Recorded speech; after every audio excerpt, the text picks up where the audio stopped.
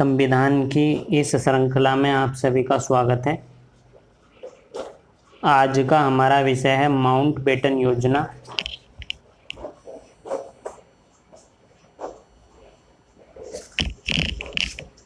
Mountbatten योजना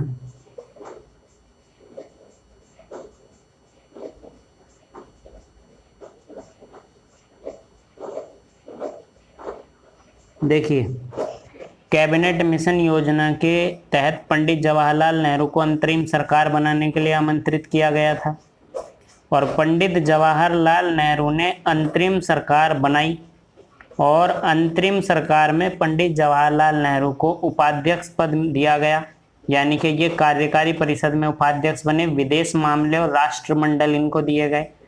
Lord Mountbatten को इस अंतरिम जो सरकार थी इसका अध्यक्ष बनाया गया। और जब ये अंतरिम सरकार का गठन हुआ, देखिए जब अंतरिम सरकार का गठन हुआ तो इस अंतरिम सरकार का विरोध किया मुस्लिम लीग ने। अंतरिम सरकार जब बनी तो अंतरिम सरकार का विरोध किया और अंतरिम सरकार का विरोध किया मुस्लिम लीग ने।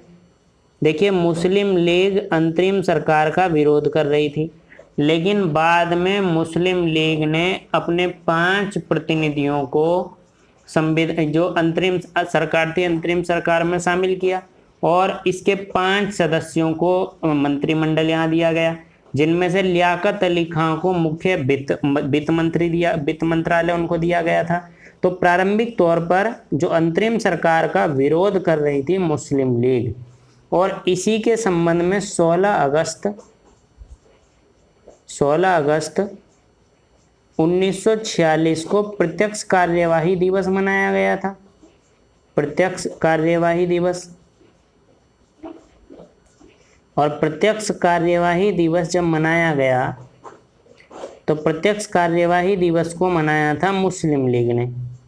प्रत्यक्ष कार्यवाही दिवस को मनाया था मुस्लिम लीग ने। देखिए, मुस्लिम लीग ने प्रत्यक्ष कार्यवाही दिवस को मनाया और जब प्रत्यक्ष कार्यवाही दिवस के रूप में मुस्लिम लीग ने 16 अगस्त 1946 को बनाया तो भारत में दंगे भड़क पड़े।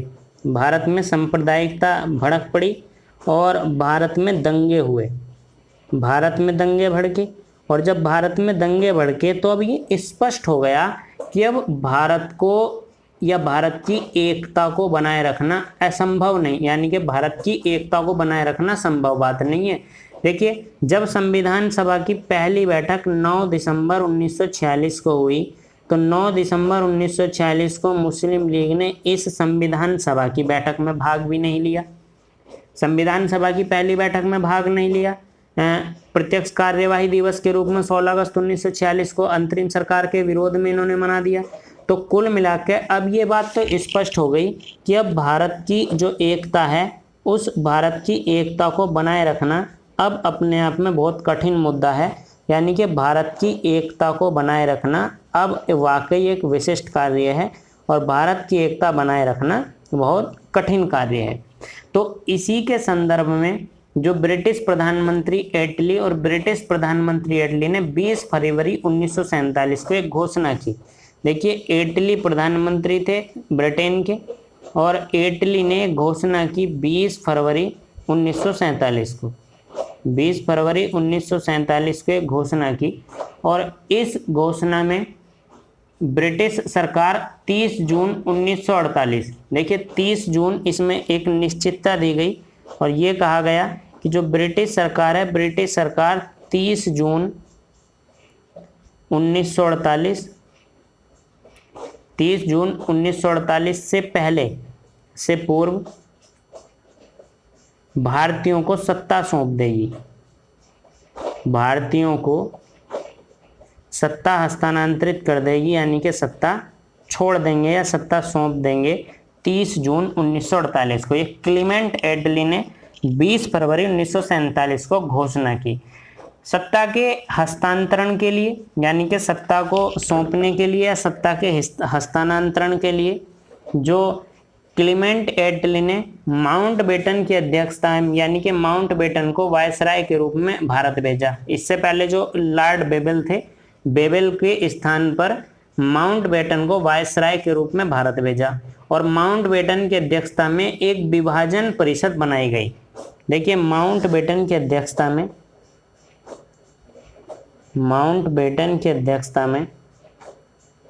एक विभाजन परिषद बनाई गई, और विभाजन परिषद भारतीय राष्ट्रीय कांग्रेस का प्रतिनिधित्व यानी कि भारतीय राष्ट्रीय आईएनसी, भारतीय राष्ट्रीय कांग्रेस की ओर से पंडित जवाहरलाल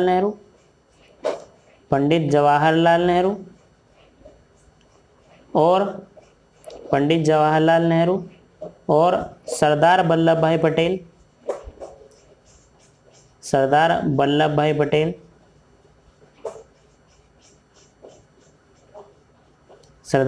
भाई पटेल ने कांग्रेस की ओर से इस विभाजन परिषद का प्रतिनिधित्व किया। देखिए सवाल ये बनता है कि जो विभाजन परिषद लॉर्ड माउंटबेटन की अध्यक्षता में बनी थी, कांग्रेस की ओर से उसमें प्रतिनिधित्व किन किन व्यक्तियों ने किया था? तो पंडित जवाहरलाल नेहरू और सरदार वल्लभ भाई पटेल ने इसमें प्रतिनिधित्व किया था।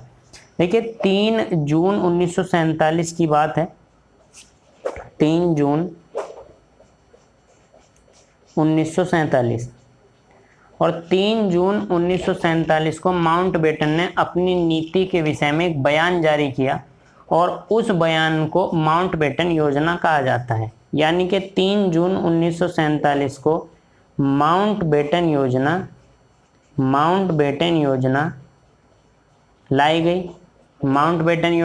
गई और इस माउंटबेटन योजना को 3 जून योजना के नाम से भी जाना जाता है। यानी कि इसी को ही 3 जून योजना भी कहा जाता है। इसको 3 जून योजना भी कहा जाता है। माउंटबेटन योजना और 3 जून योजना एक ही नाम है। देखिए इस योजना की जो पुष्टि थी वो जेबी कृपलानी की अध्यक्षता में, है ना, जेबी इसकी जो मतलब पुष्टि की गई, इसकी पुष्टि जेबी कृपलानी की अध्यक्षता में एक कांग्रेस का सम्मेलन हुआ। जेबी कृपलानी की अध्यक्षता में कांग्रेस का दिल्ली में एक सम्मेलन हुआ और इस नई दिल्ली सम्मेलन में ये 1947 को हुआ था, 14 जून 1947 को।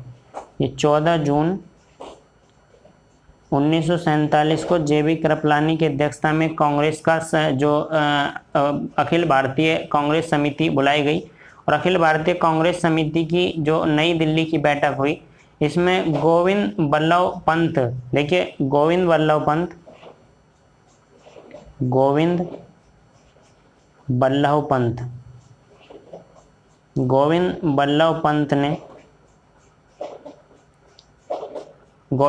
पंत ने विभाजन का प्रस्ताव दिया। यानी कि विभाजन का जो प्रस्ताव लाए, ये देखिए ये कांग्रेस का सम्मेलन नहीं है। जेबी कृपलानी की अध्यक्षता में अखिल भारतीय कांग्रेस समिति की बैठक चल रही नई दिल्ली में 14 जून 1947 को। गोविंद बल्लभ पंत इस विभाजन का एक प्रस्ताव ला रहे हैं और जब ये प्रस्ताव ला रहे हैं तो इस प्रस्ताव का समर्थन कर रहे हैं वो मौलाना अबुल कलाम आज़ाद कर रहे हैं। देखिए इस विभाजन प्रस्ताव, ये जो विभाजन प्रस्ताव है, इस विभाजन प्रस्ताव का समर्थन कौन कौन कर रहे हैं? इस विभाजन प्रस्ताव का समर्थन कर रहे हैं मौलाना अबुल कलाम आज़ाद, साहब, और मौलाना आज़ाद साहब के साथ साथ इसका समर्थन कर रहे हैं, मौलाना आज़ाद साहब के साथ साथ इसका समर्थन कर रहे हैं सरदार पटेल इसका समर्थन कर रहे हैं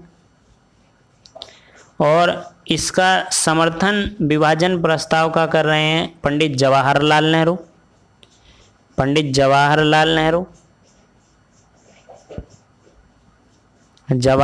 नेहरू देखिए इसका प्रस्ताव का समर्थन कर रहे हैं। जेबी कृपलानी की अध्यक्षता में 14 जून 1947 को दिल्ली में अखिल भारतीय कांग्रेस की समिति बुलाई गई। गोविंद बल्लभ पंत ने विभाजन का प्रस्ताव पेश किया और इसका समर्थन मौलाना आज़ाद साहब, सरदार पटेल और जवाहरलाल नेहरू ने किया। लेकिन इसका जो विरोध किया वह विरोध किया खान अब्दुल गफ्फार खान ने। इनको सीमांत गांधी हम बोलते हैं। इसका जो विरोध किया यानी कि विभाजन का जो विरोध किया, विभाजन प्रस्ताव का विरोध, और इसका विरोध किया था सीमांत गांधी। सीमांत गांधी इन्हीं को बोलते हैं, या खान अब्दुल गफ्फार खान। खान अब्दुल गफ्फार खान।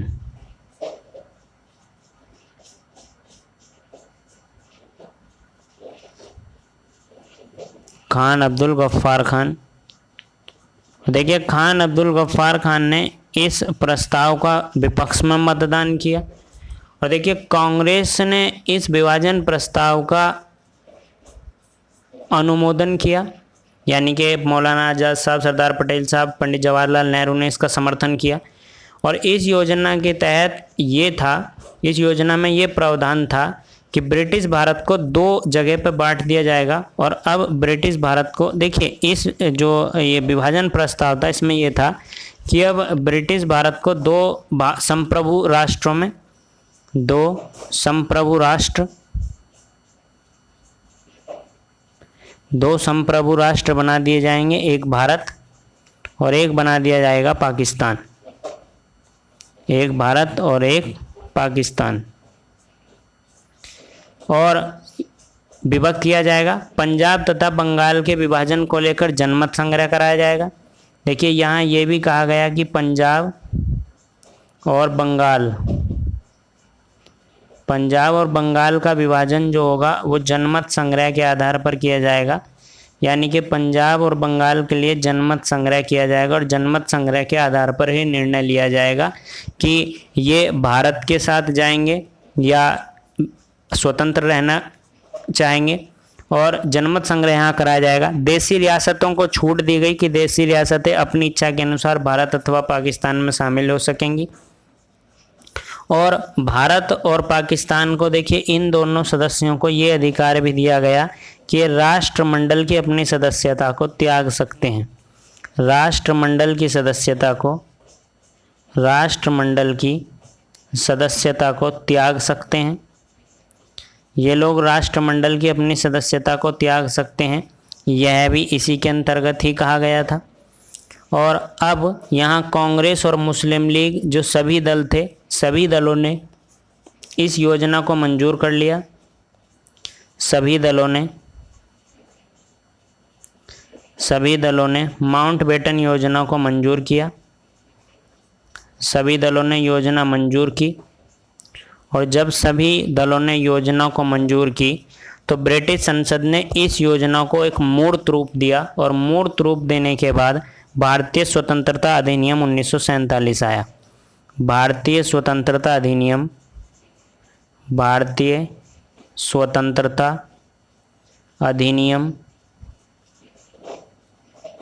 1947 ब्रिटिश गवर्नमेंट ने पास किया और इसी के आधार पर भारत को स्वतंत्रता दी गई। अब हमारा जो नया टॉपिक रहेगा भारतीय स्वतंत्रता अधिनियम 1947 रहेगा। किस प्रकार हाउस ऑफ कॉमन्स में भारत को स्वतंत्रता या भारत की स्वतंत्रता के लिए भारतीय स्वतंत्रता अधिनियम 1947 लाया गया और क्या क्या इसके प्रावधान रहे, इसको पढ़ने का हम अगले लेक्चर में प्रयास करेंगे।